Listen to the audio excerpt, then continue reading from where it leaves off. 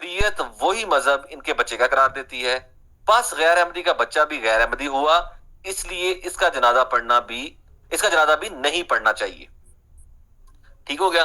ایک اور جگہ وہ لکھتا ہے کہ جی میرا عقیدہ مسئلہ کفر غیر احمدیان کے متعلق انوار العلوم جلد 6 ہے، صفحہ نمبر 112 ہے، آئینہ صداقت۔ اچھا، اور چونکہ میرے نزدیک ایسی وہی جس کا ماننا تمام بنی نوع انسان پر فرض کیا گیا ہے حضرت مسیح موعود پر ہوئی ہے، اس لیے میرے نزدیک بموجب تعلیم قرآن کریم کے ان کے نام ماننے والے کافر ہیں، خواہ وہ باقی سب صداقتوں کو مانتے ہوں۔ یعنی ہم جو مرضی چیزوں پہ مان لیں، مکمل ایمان رکھتے ہیں اور رسول اللہ صلی اللہ علیہ وسلم پر بھی ایمان رکھیں، جب تک ہم مرزا قادیانی کو نبی نہیں مانتے تب تک کافر ہے، بقول مرزا بشیر کے۔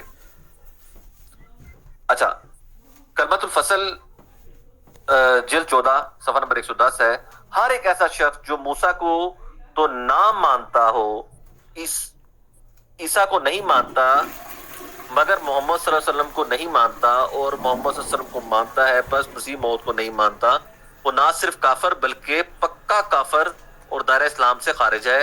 اور یہ فتویٰ ہماری طرف سے نہیں بلکہ اس کی طرف سے ہے جس نے اپنے کلام میں ایسے لوگوں کے لیے اولئک ھم الکافرون حقا فرمایا۔ ٹھیک ہے، یعنی پکے کافر۔ تو اس کے علاوہ بھی جس کو ضرورت ہے، میرے پاس بے شمار ریفرنسز اور بھی پڑے ہوئے ہیں جس میں یہ جو ہے نا ہمیں یعنی جو غیر احمدی ہیں ان کو کافر سمجھتے ہیں۔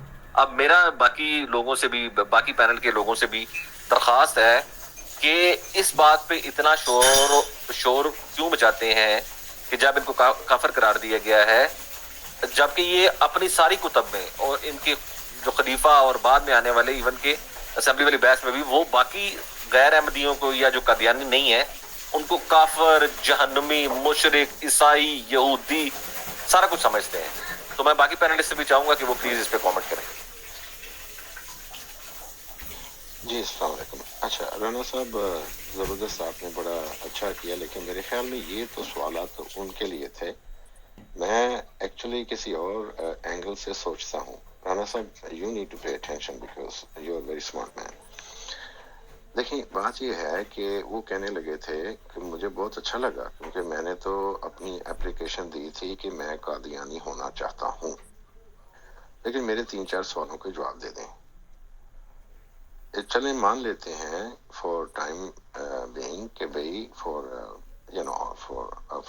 آرگیومنٹ بیس پرپز کہ بھئی ٹھیک ہے جی، آپ نے جو کہتے ہیں نا، جو انٹرپریٹیشن آپ قرآن سنت سے آپ جو انٹرپریٹیشن لیتے ہیں وہ مان لیا کہ ٹھیک ہے۔ اب اس کے جو آپ جب ایک چیز کو مان لیتے ہیں تو اس کا جو آؤٹ کم ہے، اس کا جو رزلٹ ہے، وہ آپ ایک قادیان، مرزا قادیان کے شکل میں آپ ہمارے سامنے پیش کر رہے ہیں، ایسا ہی ہے نا؟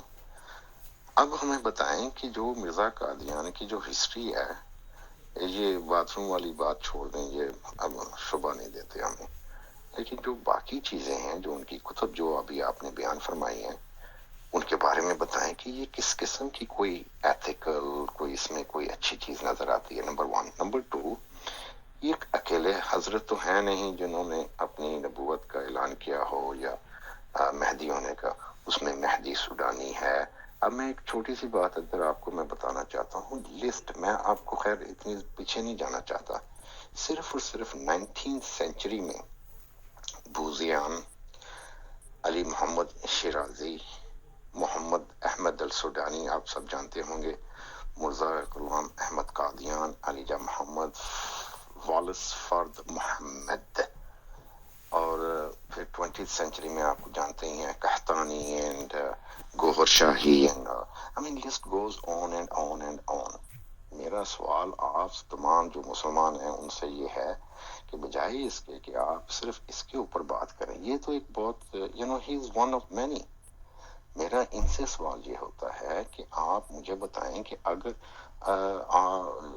قادیان صاحب کہتے ہیں جی میں جو بھی ہوں، مہدی ہوں، فلانا ٹمکینا، جو بھی ہیں، ٹھیک ہو گیا، تو باقی جو کلیم کرتے ہیں آپ ان کو انکار کیسے کر سکتے ہیں؟ اور پھر یہ لمٹ کہاں پہ بند ہوگی؟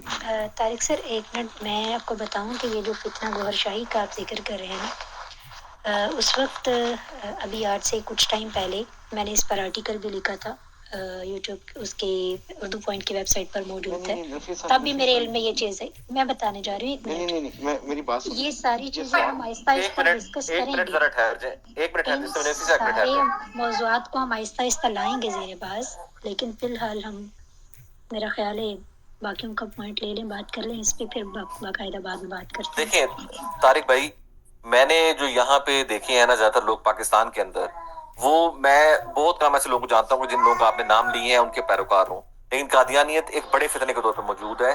ہم اس کو ایڈریس اس لیے کر رہے ہیں کہ تاکہ لوگوں کو اس فتنے سے محفوظ رکھا جا سکے. ایک بات. دوسری، گور شاہی کے بہت کم پیروکار ہیں. ابھی جا کے اس کا ایک پیروکار جا کے الرا ٹی وی چلا رہا ہے، اور اس کی کوئی اتنی انگریس نہیں ہے اس سوسائٹی کے اندر جتنی کہ قادیانیت کی ہے. اس لیے قادیانیت کو ڈسکس کیا جا رہا ہے، ورنہ باقی بھی ڈسکس ہو سکتا ہے. اور پچھلی بار ہم نے مسلمہ کذاب کے بارے میں بھی بات کی تھی، ایسا نہیں ہے.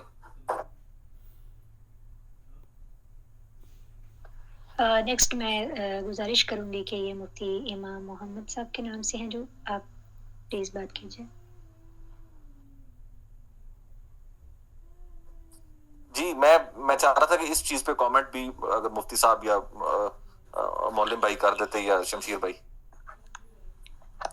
بسم اللہ. can I just say a few words؟ کیونکہ مجھے ویکینڈز کو میں پڑھاتا ہوں، میں نے افضل صاحب سے کہا تھا کہ میں تھوڑی دیر کے لیے حاضر ہو جاؤں گا، تو in about 45 minutes مجھے I have students who come، تو مجھے بھی خود مطالعہ کرنا ہوتا ہے. تو میں ایک دو بار کہتا ہوں and then I will go into listener mode. If you want I can stay on speaker. But دیکھیں یہ جو the point that the reason that we have to discuss Qadiani is because it is by far the most critical issue that's been faced globally. There are other fitnas, yes, they have occurred, yes, they have died down, لیکن خیر یہ ہمارے مسلمانوں کی آزمائش ہے کہ at the moment the most important thing that is facing، میں تو اس لیے کہہ رہا ہوں کہ because in UK جیسے آپ کے وہاں پاکستان میں ان کا کافی زور ہے، اور وہاں تو الحمدللہ اسلامی حکومت ہے، with a small I, not a big I, but one can interpret that however they want. جیسی بھی ہے لیکن اسلامی حکومت ہے، ٹھیک ہے نا. لیکن انگلینڈ کے اندر جو ہے نا، جو یہ کام کر رہے، یقین مانے کہ وہ ایسا کام کر رہے، it is beyond the understanding of 99.99% of the Muslims, and probably similarly the panel that we have today and the listeners. وہ ایسی عجیب حرکتیں کر رہے ہیں کہ ہمیں اس کو جو ہے نا، تو the way ہمارے جو اکابرین نے جو اس کو پہلے حل کیا تھا، سارے مکاتب فقہ نے مل کر، the ball has moved to such an extent کہ ہمیں معلوم ہی نہیں. I don't know what to say. Really, the subject is so wide. But let me just give you one example. کہ یہاں یہ کیا کر رہے ہیں. یہاں پہ ہماری ایک یونیورسٹی ہے، آپ اس سے سمجھ جائیں گے کہ وہ ان کی پہنچ کہاں تک ہے. And why it is so important to address this issue. جیسے ہمارے طارق صاحب نے کہا، اور بہت سے ہے، ڈیفینیٹلی ہے، ان کو بھی ایڈریس کرنا ہے. لیکن میں اس کے اوپر کہ ان کی یونیورسٹی تک پہنچ کیسی ہے. We got some information کہ یونیورسٹی آف ایکسیٹر کے اندر ایک کیا کہتے ہیں، they are doing a research project. اس ریسرچ پروجیکٹ کا نام ہے something like, please don't quote me exactly, but persecution of minorities within minorities. تو ویسے it sounds a very good subject، لیکن ہمیں جو بعد میں اطلاع ملی کہ یہ minorities within minorities یہ قادیانی ہے. That's what they are saying.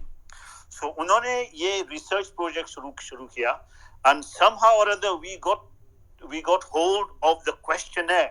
It was on their website. I don't know if it still is. انہوں نے نکال دیا. ویب سائٹ کے اندر جو ہے نا، انہوں نے سوالات ایسے لکھے ہیں.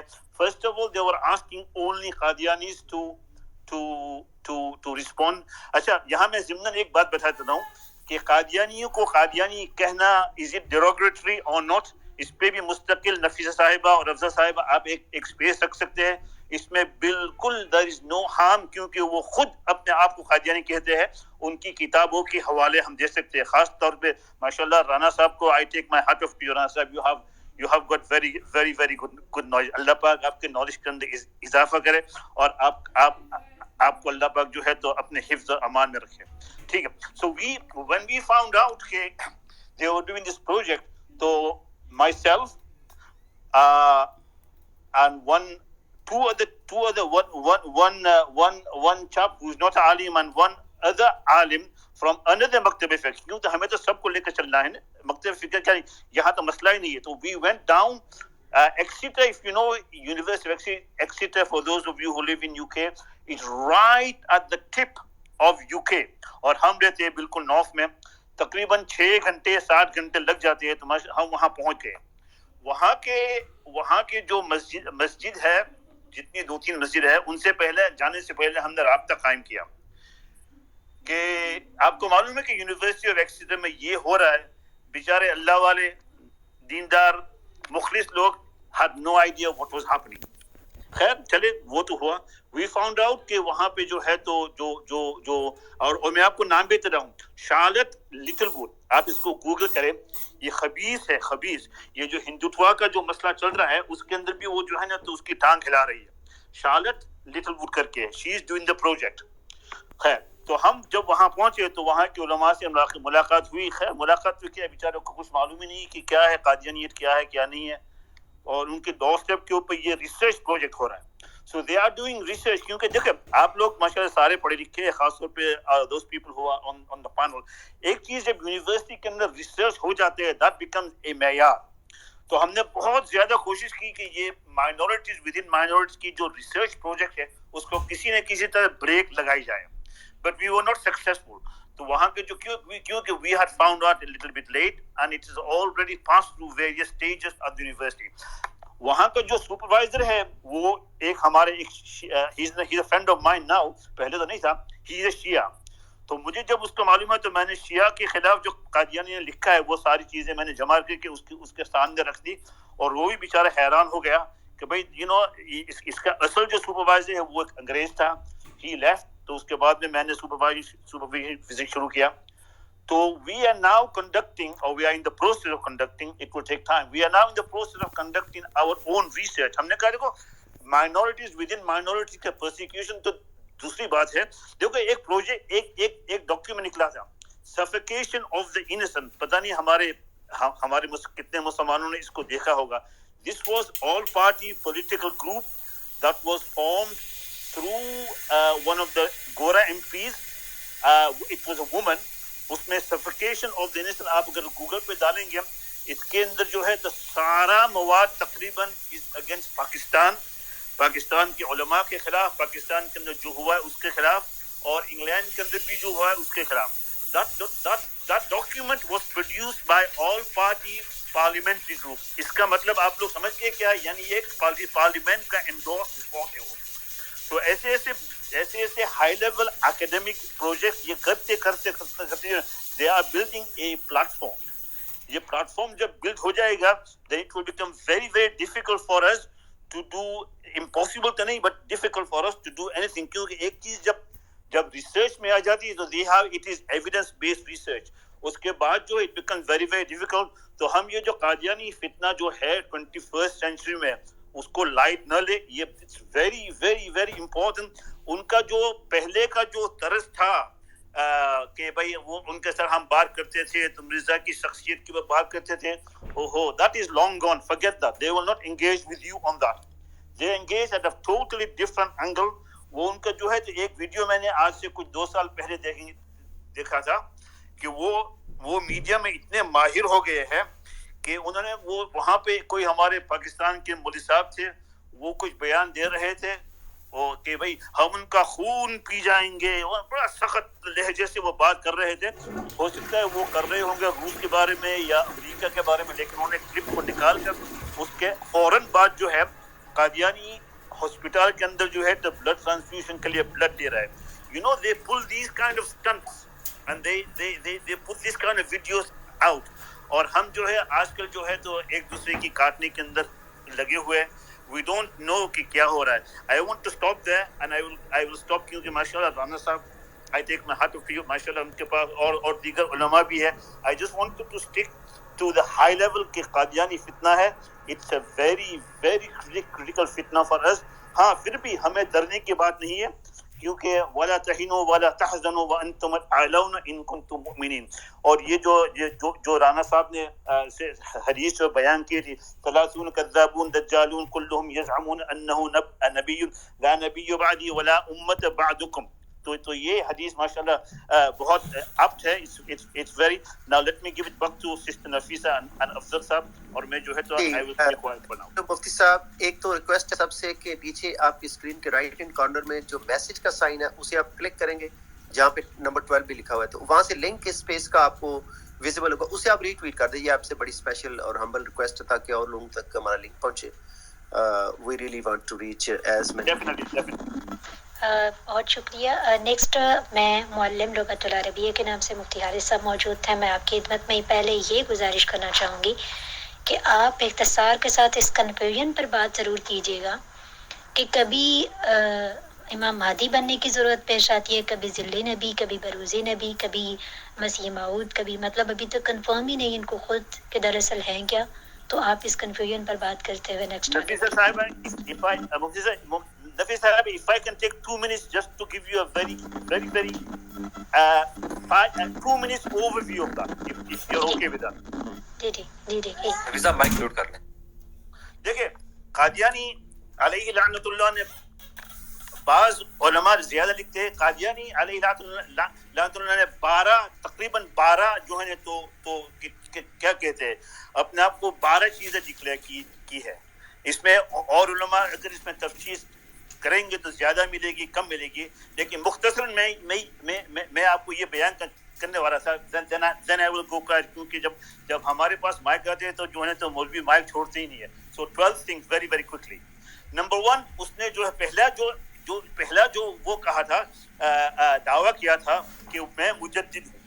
ٹھیک ہے, مجدد ہونا نہ ہونا is not a great big issue. ٹھیک ہے نا. اچھا, لیکن مزے کی بات یہ ہے کہ جو مجدد ہوتا ہے وہ خود اپنے آپ کو مجدد ڈکلیئر نہیں کرتا.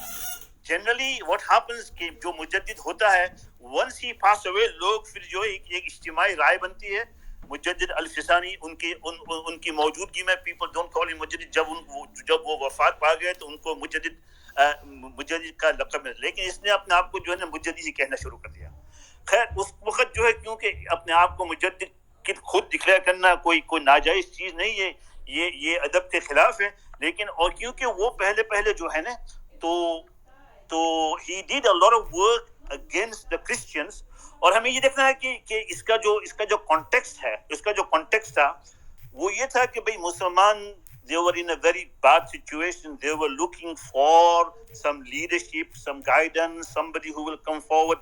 تو یہ شخص آیا, اس نے آپ کو he was doing a good job. تو ہمارے بہت سے علماء نے اس کو سپورٹ کیا. اس کے بعد اس نے جو اپنا دعویٰ کیا محدث کا. اچھا, there is a difference between محدث and محدث. ماشاءاللہ ہمارے جو علماء کرام ہے یہاں پہ اور رانا صاحب وغیرہ ہے اور اپنے ہوسٹ صاحب و صاحب ہے, they will know what the difference between محدث and محدث is. Let me quickly, for the sake of other people, let me just tell you what the basic difference between muhaddis and muhaddas is. Basically, a muhaddas is when somebody gets inspiration from God directly. Yeah. حضرت عمر کے بارے میں آتا ہے کہ وہ تھے محدث کہ بعض مرتبہ ان کو جو ہے ایک انسپریشن ہوتا تھا کہ ایسا ہوتا ہے کتنا اچھا تھا, اور اللہ پاک اسی کے بقول جو ہے تو ایک حدیث ایک قرآن کی آیت نازل ہوتی تھی. تو دیٹ از اے محدث. محدث جو حدیث کو بیان کرتا ہے. تو اس نے آپ کو محدث شروع کر دیا. Then people started taking notice. You cannot do that. These things are not games. So he started going into the gray area. That's number 2. پھر اس کے بعد اس نے جو ہے تو اپنے آپ کو امام مہدی کو ڈکلیئر کیا. And remember, this is a very very shrewd guy کہ اگر کوئی پہلے دن سے اپنے آپ کو جو نبی کا دعویٰ کرتا تو chances are nobody would have accepted him. So there is a graduality in this. And gradually اور ہمارے مسلمان بھی بیچارے کیا کہتے ہیں, اللہ معاف کرے, we are so gullible کہ اس نے جب امام مہدی کا دعویٰ کیا تو then he did a similar, he said he is similar to Jesus. Then he says he is Jesus, son of Mary, not similar to Jesus. He said initially number 3 similar to Jesus, then he says Jesus, son of Mary. उसके बाद उसने उस कहा कि I am even better than Mary, I am better than Jesus. Number 6. Then he says मैं जो है तो नबी के दर्जे तक पहुंच गया, मैं नबी तो नहीं हूं लेकिन मैं नबी के दर्जे तक पहुंच गया हूं. फिर इसने जो आपने जो नफी साहब आपने कहा था ना जिल्ली नबी और बुरूजी नबी, ये इब्न अरबी and I'm sure Rana साहब will expand on this later, जिल्ली नबी और बुरूजी नबी, वो उसने खुद कहा नहीं मैं नबी नहीं हूं, मैं नबी नहीं हूं, मुझे जो नबी माने मैं भी खुद मानता नहीं हूं कि मैं नबी हूं. तो he started hiding words, Zilli Nabi or Bruzi Nabi. Then he said like a prophet completely. Then he said a complete prophet who received revelation. Then he called himself reincarnation of Muhammad sallallahu alaihi wasallam in Qadian, Nauzubillah. So sometimes we have to be careful which Muhammad we are referring to. And then his final prophecy was he is even greater than the status of the final prophet. उन्होंने जो है ये continuum था. This was you give something 5% more, 5% more. उन्होंने 12, 13, 14 जो है मुख्तलिफ अंदाज से he put his, और इससे जो है ना इससे ये पता चलता है कि there was a greater hand behind him. एक तो हम कहते हैं कि ये जो हमारे ये विलायती दोस्त है that was behind him, लेकिन इससे भी ज्यादा है कि उसके पीछे शैतान और शैतानी कुव्वतें थी that was feeding him these things like this. Warna his knowledge wouldn't have taken him there. Jazakallah khairan. I've said too much. I will stop there. Jazakallah khair. जी जज़ाकल्लाह मुफ्ती भाई. मैं एक चीज इससे पहले कि मैं अपनी अगली बात शुरू करूं, मैं चाहूंगा कि वही की जो अहमियत है और वही की जो सेक्रेटरी है, उसका तकद्दुस है और जो कम्युनिकेशन अंबिया के साथ अल्लाह तबारक व तआला की हुआ करती थी, उसकी अहमियत पे और उसके तहफ़्फ़ुज़ पे अगर थोड़ा सा जिक्र आप कर दें तो बड़ा होगा. क्योंकि मैं अगली जो इसकी जो ये क्लेम करता है कि इस पे वही जो नाजिल हुई हैं उसके बारे में मैं बात करना चाहूँगा. तो इसलिए अगर आप इस पे थोड़ा सा डाल दें कि वही एक्चुअली है क्या और अल्लाह तबारक व तआला की जो अंबिया के साथ कम्युनिकेशन होती है उसकी क्या अहमियत है. ये आप दूसरे उलमा से बयान करें वरना मेरा सबक रह जाएगा. I am listening to you and actually studying at the same time. When in half an hour my students are going to come. वरना मुझे जो है ना तो 3 घंटे में पढ़ाता हूँ 7 o'clock till about 9 o'clock 10 o'clock 11 o'clock तक. तो अब मुझे उसके बारे में करना है. I will keep on listening to you. लेकिन देखो वही का जहाँ तक सिलसिला है ना, वही एक बहुत वसी लफ्ज है. वही जो है तो शैतान की भी वही हो, शैतान की तरफ से भी वही होती है. हजरत मूसा साहब की माँ को भी वही हुई थी. आप जरा उस पे कोई यहाँ उलमा है तो इस पे थोड़ा सा थोड़ी सी वही की जो इस्तिलाही माना है और शरई माना है वो जरा बयान कर दे तो मेरे पे से थोड़ा सा बोझ फट जाएगा. जी जज़ाकल्लाह. मौलम भाई आप बात सुन रहे हैं? जी बिल्कुल सुन रहा हूँ. जी प्लीज अगर आप थोड़ा सा वही पे थोड़े से. बिस्मिल्लाहिर्रहमानिर्रहीम. सबसे पहले मिर्जा गुलाम कादियानी के ऊपर बात करेंगे, फिर वही की तरफ आ रहा हूँ. इंतहाई मुख्तसर इख्तिसार के साथ बात की जाएगी. मिर्जा कादियानी, इसका नाम तो मिर्जा कादियानी है लेकिन ये अपने साथ अहमदी लिखता है, जो सिर्फ मुसलमानों को धोखा देने की गरज से लिखता है. इसलिए जब भी इसको पुकारा जाए तो मिर्जा कादियानी के नाम से पुकारा जाए, अहमद कह के इस्लामी मुक़द्दस नाम की तौहीन न की जाए.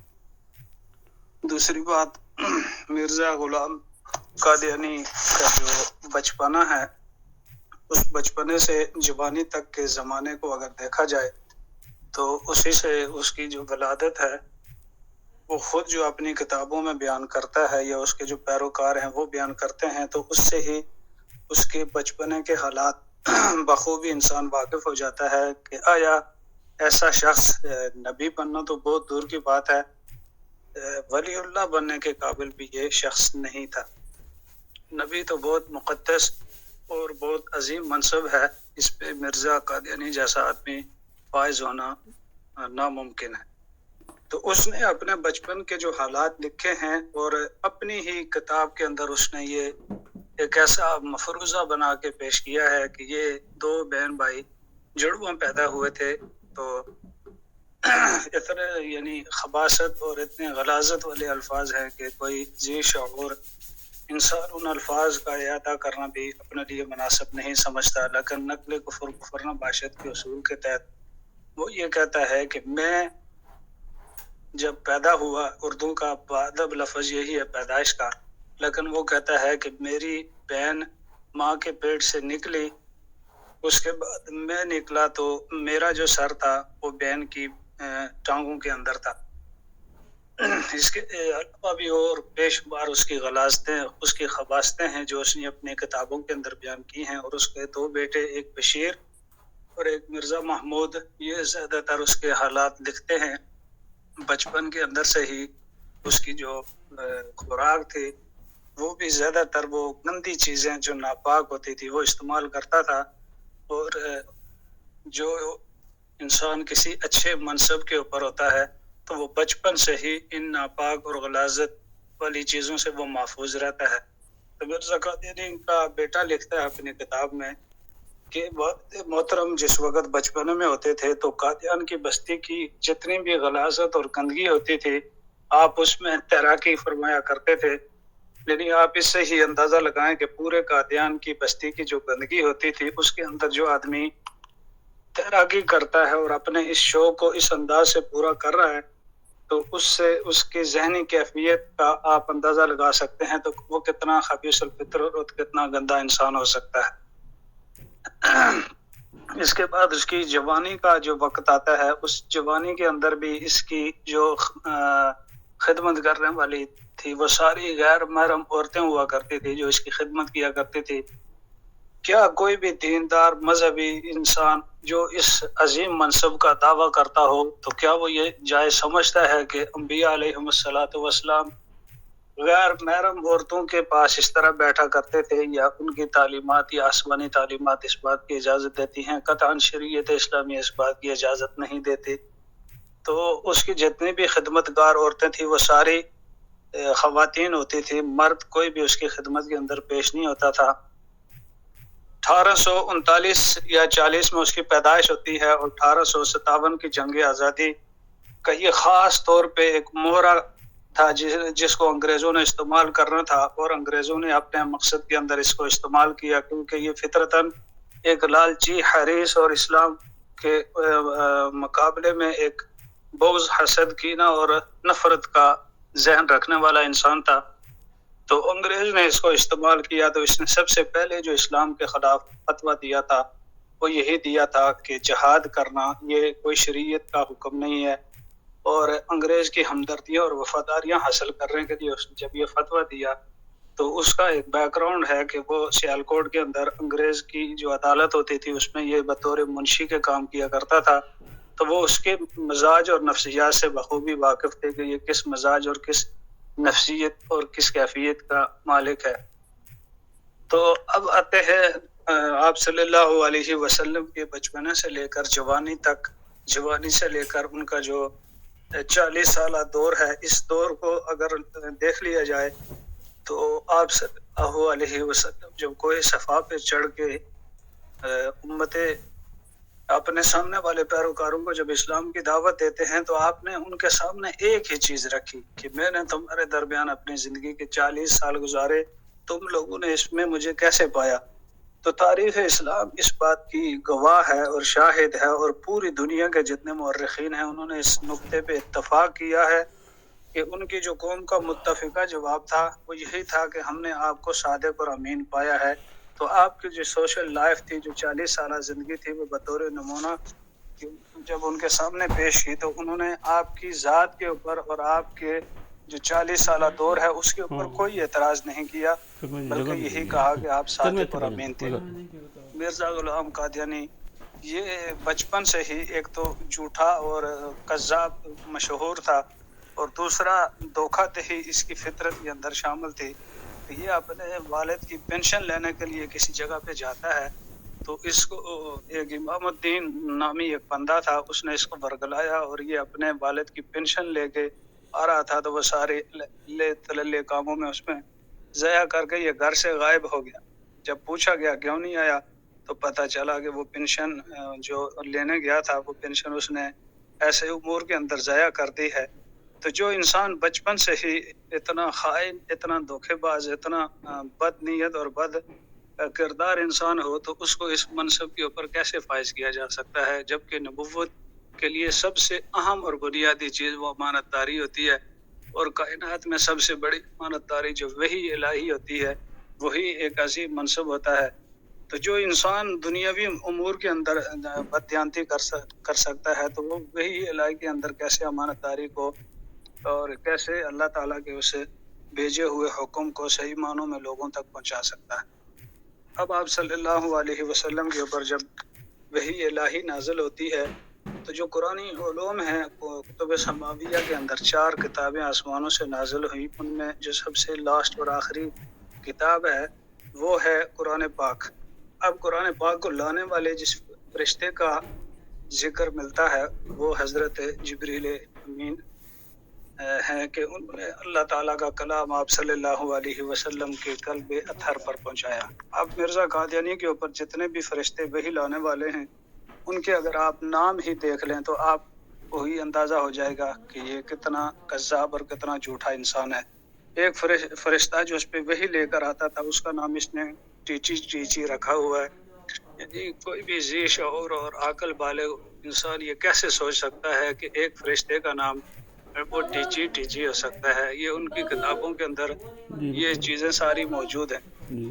اچھا، ایک فرشتہ ہے جس کا نام اس نے رکھا ہوا ہے درشنی فرشتہ، یہ بھی اس کے ملفوظات کے اندر یہ ملتا ہے۔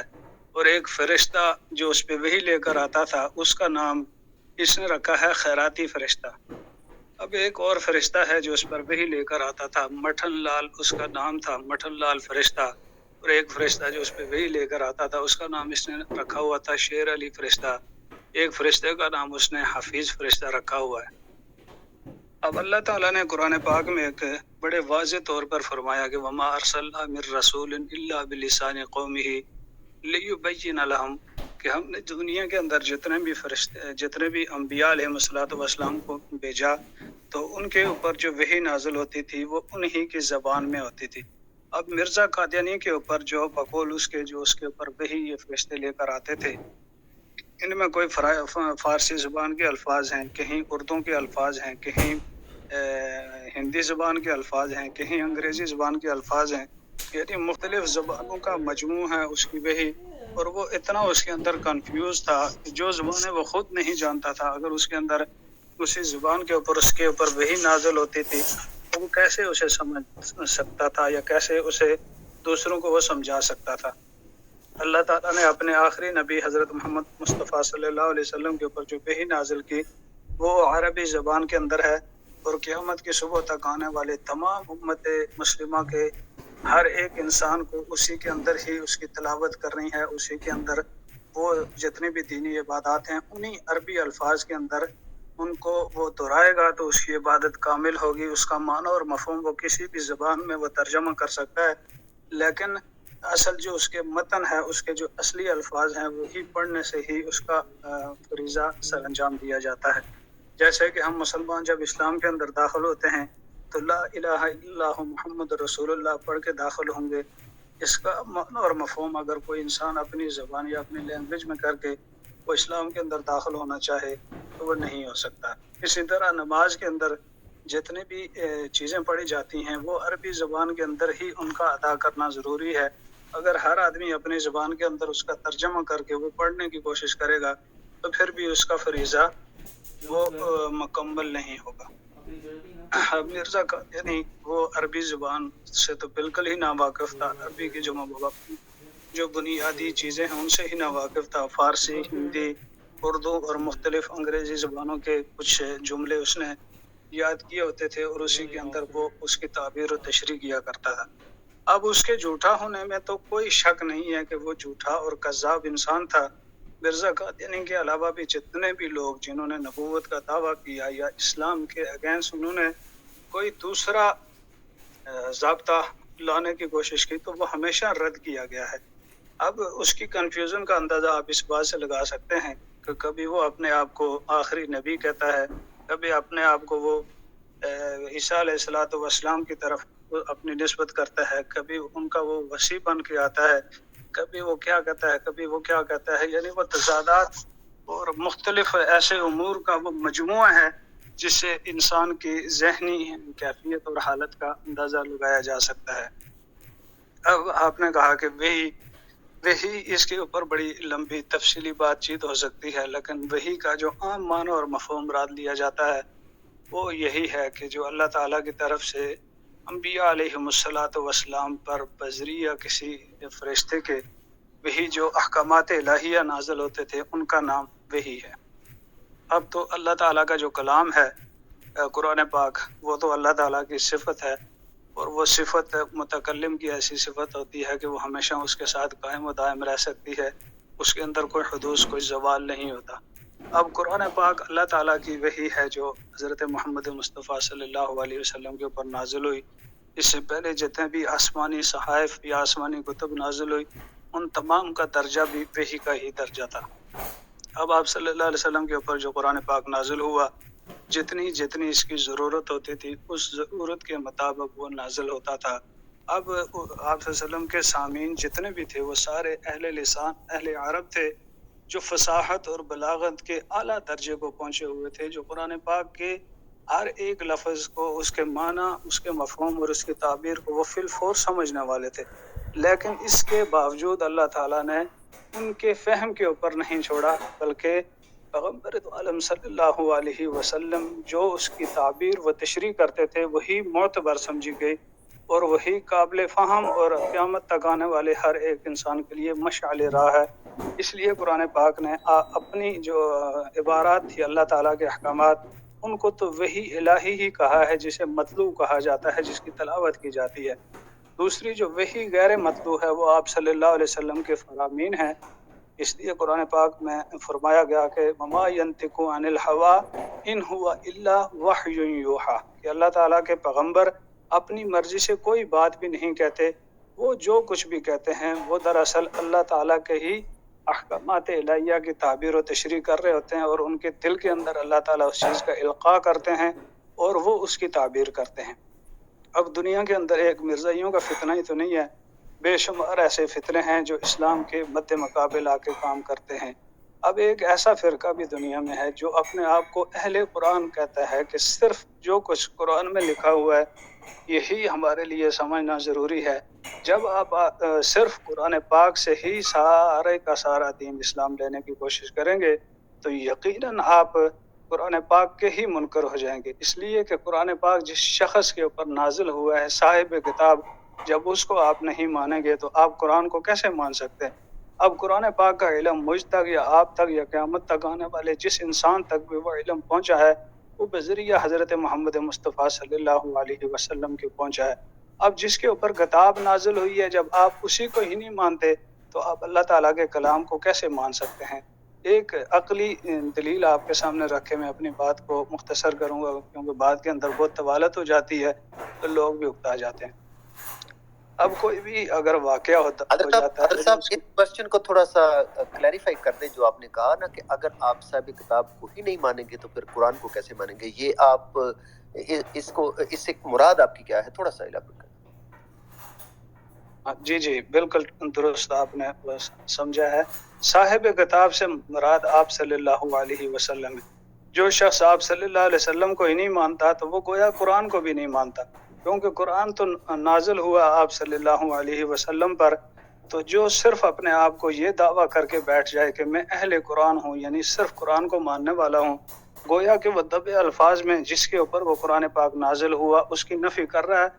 اور لا الہ الا اللہ محمد رسول اللہ جو کلمہ پڑھ کے ہم لوگ مسلمان ہوتے ہیں، اس میں پہلا جز توحید کے اوپر مشتمل ہے، دوسرا جز رسالت کے اوپر مشتمل ہے۔ جو انسان توحید کا تو اقرار کر رہا ہے لیکن رسالت کا اقرار نہیں کرتا تو وہ شخص بالاتفاق غیر مسلم ہے، وہ بالاتفاق کافر ہے۔ تو اس کا اہل قرآن ہونے کا دعویٰ اس کے ضابط کے مطابق ہی باطل ہے، اور شریعت اسلامیہ کے مطابق بھی وہ اس کا ضابطہ باطل ہے۔ اچھا، دوسری یہ جو قرآن اور صاحب قرآن کی دلیل سے بات کی گئی ہے نا، یہ منکرین احادیث کی طرف جا رہی ہے، اب آپ سمجھ گئے ہوں گے وہ پوائنٹ۔ یہی ایکچولی میں ویسے کیا کہوں گا مولم بھائی، اتنا کہہ دیں کہ جس پہ کتاب نازل ہوئی اس کو بھی ماننا ہے، اور خالی اس کو نہیں ماننا، اس کی بھی ماننی ہے، تب جا کے آپ کا ایمان مکمل ہوگا۔ جی جی، اچھا، دوسری ایک بات میں اور عرض کرنے لگا تھا کہ دو طرح کے گواہ ہوتے ہیں۔ کوئی بھی واقعہ اگر دنیا کے اندر ہو جاتا ہے تو اس کے جو شاہد ہوتے ہیں یا گواہ ہوتے ہیں وہ دو طرح کے ہوتے ہیں۔ ایک گواہ ہوتا ہے جو موقع کا گواہ ہوتا ہے، ایک گواہ ہوتا ہے جو نشانیوں کا گواہ ہوتا ہے۔ اب ہوتے دونوں قابل اعتبار ہیں، لیکن جو سب سے مضبوط گواہ ہوتا ہے کسی بھی انسیڈنٹ، کسی بھی واقعے کا، وہ موقع کا گواہ ہوتا ہے، جسے عینی شاہد کہا جاتا ہے۔ اب آپ صلی اللہ علیہ وسلم سے پہلے جتنے بھی انبیاء علیہ السلام آئے، وہ بھی اللہ تعالیٰ کی توحید کی، الوہیت کی، مالکیت اور خالقیت کی گواہی دینے کے لیے آئے تھے، اور قیامت تک آنے والا ہر ایک انسان جو مسلمان ہے وہ بھی اللہ تعالیٰ کی وحدانیت کی اور آپ صلی اللہ علیہ وسلم کی رسالت کی گواہی دیتا ہے۔ جیسے ہم اقرار کرتے ہیں دوسرے کلمے میں اشہد ان لا الہ الا اللہ واشہد ان محمدا عبدہ ورسولہ، یہ جو کلمہ شہادت ہم پڑھتے ہیں یہ اقرار اور یہ گواہی ہی دیتے ہیں۔ اب باقی انبیاء علیہ السلام کی گواہی میں اور آپ صلی اللہ علیہ وسلم کی گواہی میں کیا فرق ہے، یہ فرق ذرا واضح کر کے پھر میں اجازت چاہوں گا۔ جتنے بھی انبیاء علیہ السلام اس دنیا کے اندر آئے وہ سارے کے سارے اللہ کی توحید کی گواہی دیتے تھے، لیکن وہ گواہی نشانیاں دیکھ کر دیتے تھے۔ جیسے کہ آدم علیہ السلام نے گواہی دی، ابراہیم علیہ السلام نے، نوح علیہ السلام نے، شیس علیہ السلام نے، ہود علیہ السلام نے، لوط علیہ السلام نے، سارے یہ نشانیوں کے گواہ تھے۔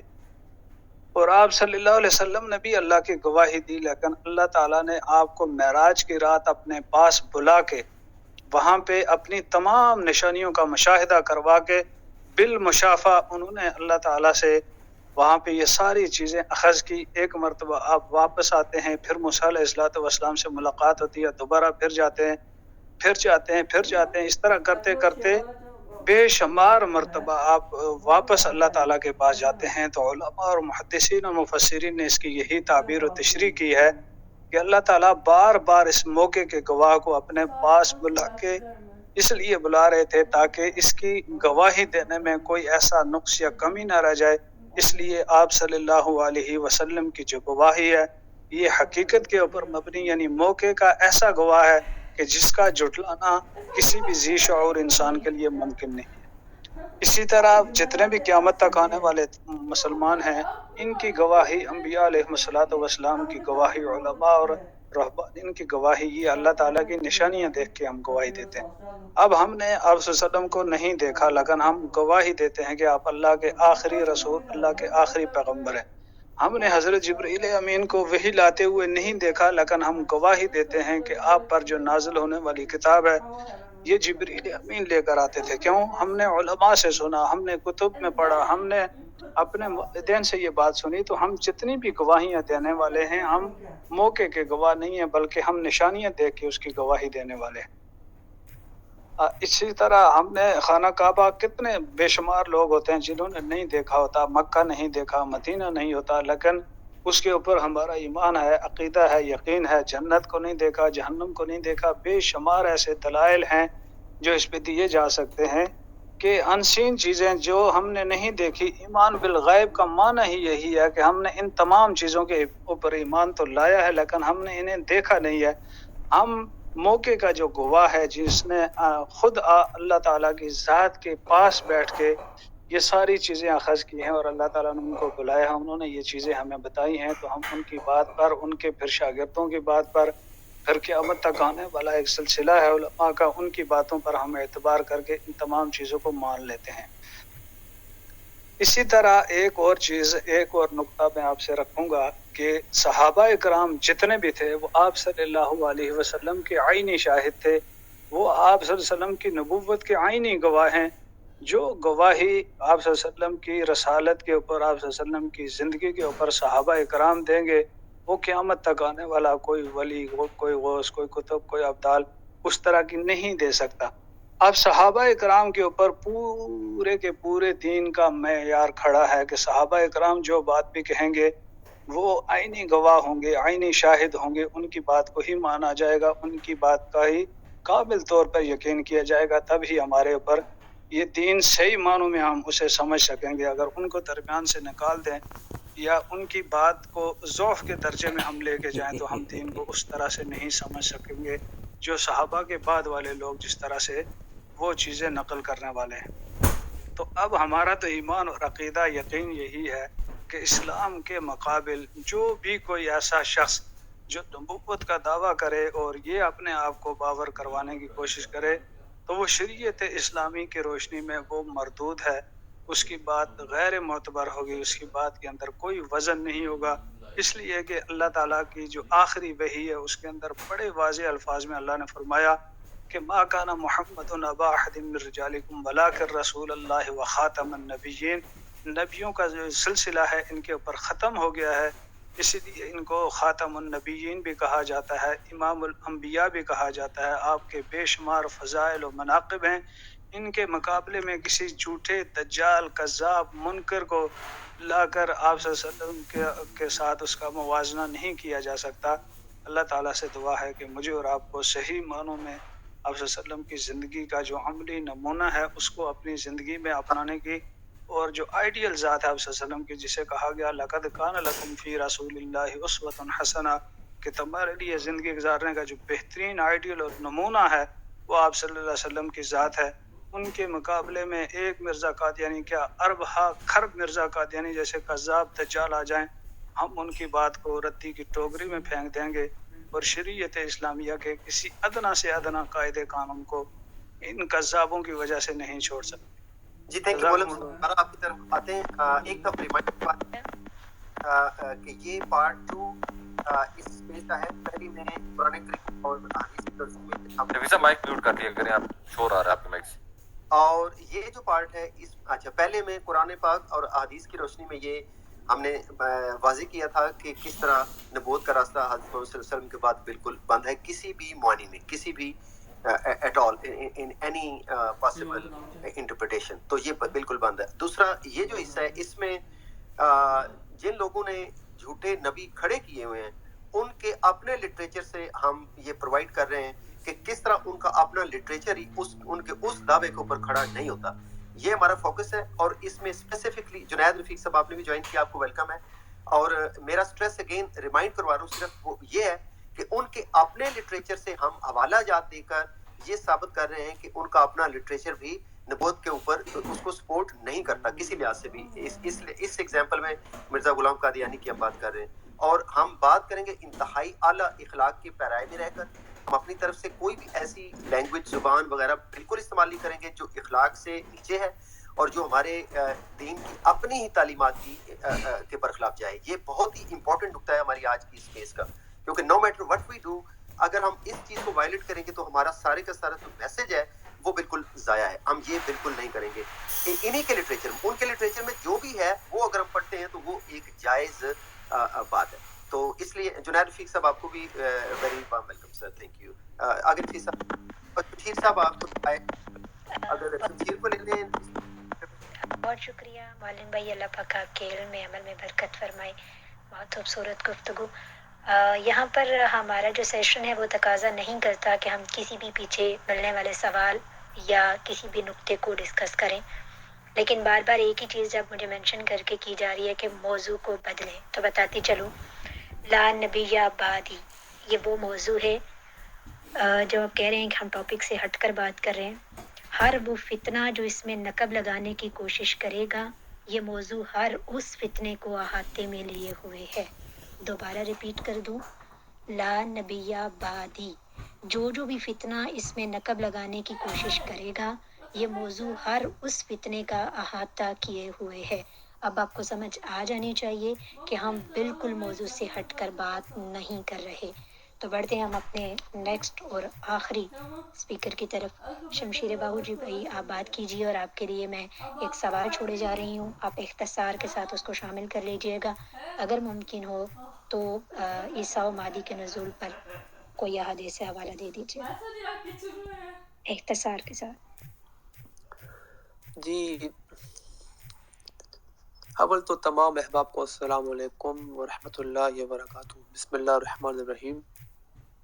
میں نے جو ہے ماشاءاللہ سے گفتگو سنی صاحبان علم کی. اب مجھے تو یہ تو علم نہیں ہے کہ جو آپ کی فرسٹ پیج تھی اس میں کون سی آیات اور حدیث پیش کی گئی. میں اپنے حساب سے مختصر جو ہے وہ آیات کے نمبر ہیں اور جو بعض احادیث ہیں. اس کے بعد جو ایک اعتراض اٹھتا ہے کہ یہ جو مسلم شریف کی ہے اور ایک اور حدیث البخاری کی ہے کہ جو 30 جھوٹے دجال آئیں گے، ان کے متعلق حافظ ابن حجر نے فتح الباری میں جو کلام کیا ہے. اس کے بعد جو سورہ احزاب کی آیت 40 ہے، مرزا قادیانی کا مختلف ادوار میں اس پر عقیدہ کیا تھا 1901 سے پہلے، 1901 میں اور 1901 کے بعد اس کی کتابوں سے. اس کے علاوہ جو ہے میں کوشش کروں گا کہ جو بنیادیات پہ ہے وہ بات کروں. اس طرح سو اگر ہم اس کتاب میں جو مجموعہ اس کا جو روحانی خزائن ہے اس پہ بات کریں تو وہ بہت تفصیل ہے. اس نے 15 دعوے کیے تھے، اس میں جو اس کا سب سے بڑا دعویٰ تھا کہ میں خود خدا ہوں، اور وہ بھی میں بیان کروں گا ساتھ. اور پھر یہ دعوے کس طرح سے کیے تھے اور اس کو کیا بیماریاں تھیں، اور ان کی کتاب سے کہ یہ الہام کس طرح سے اس نے اخذ کیے اور بقول جو ان کے ڈاکٹرز تھے ان سے. تو انشاءاللہ تعالی تو آغاز کرتے ہیں. بسم اللہ العظیم والحمدللہ علی دین الاسلام، الصلاة والسلام علی سید الانبیاء محمد رسول اللہ خاتم النبیین یا سید البشر المفقہ. یہ جو لفظ ہے اس کے بھی حدیث میں معنی آخری نبی کے ہیں، یا سید البشر العاقب. جو لفظ آپ کا اس میں مبارک العاقب ہے، اس کے بھی جو معنی ہے حدیث میں وہ آخری نبی کے ہیں. یا جان کائنات صلی اللہ علیہ وآلہ وسلم خاتم النبیین. اصل بات یہ ہے کہ اللہ پاک کے پاک قرآن میں تقریباً کم و بیش مفہوم، معنی اور متن کے ساتھ اور جو قرآن کی نسختی ہے تقریباً 100 سے زیادہ آیات ہیں جو آقا پاک صلی اللہ علیہ وآلہ وسلم کی ختم نبوت کے اوپر اجماعی دلیل ہے، جن میں جو سب سے معتبر ہے وہ سورہ احزاب کی آیت نمبر 40 ہے، سورہ جو مائدہ کی آیت نمبر 3 بھی ہے، 19 بھی ہے، سورہ سبا کی آیت نمبر 28 ہے، سورہ اعراف کی آیت نمبر 158 ہے، سورہ انبیاء کی آیت نمبر 107 ہے، سورہ بقرہ 4-5 بھی ہے، سورہ نساء کی آیت نمبر 136 ہے، سورہ یونس کی 162، سورہ حجر کی آیت نمبر 9 اور سورہ عمران کی اور سورہ توبہ کی 81 اور 33 ہے. اب جو یہ جو بنیادی آیت ہے کہ ما کان محمد ابا احد من رجالکم ولکن رسول اللہ وخاتم النبیین وکان اللہ بکل شیء علیما. ایک بات سمجھ لیجئے کہ اس پر امت کا اجماع ہے. کسی بھی صاحب تفسیر کو اٹھا لیجئے، چاہے وہ ابن کثیر ہیں، صاحب کشاف ہیں، امام قرطبی ہیں، فخر الدین رازی ہیں، شیخ اکبر ابن عربی ہیں، ان تمام کا جو ہے یہ جو خاتم النبیین یا خاتم النبیین زیر سے یا زبر سے، اس کا مفہوم اور جو معنی بنتا ہے وہ آخری نبی کے ہی بنتا ہے.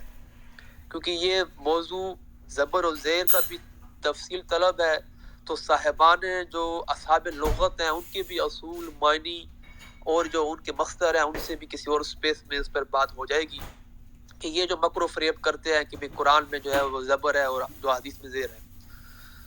حضرت امام قرطبی اسی آیت کے تحت لکھتے ہیں کہ خاتم النبیین کے یہ الفاظ تمام قدیم اور جدید عصر حاضر کے جو علماء ہیں ان تمام کے نزدیک یہ امت کا متفقہ علیہ امر العموم فیصلہ ہے کہ جو نفع قطعیت کا جو ہے وہ تقاضا کرتا ہے وہ یہ کہ آقا پاک صلی اللہ علیہ وسلم کے بعد کوئی نبی نہیں.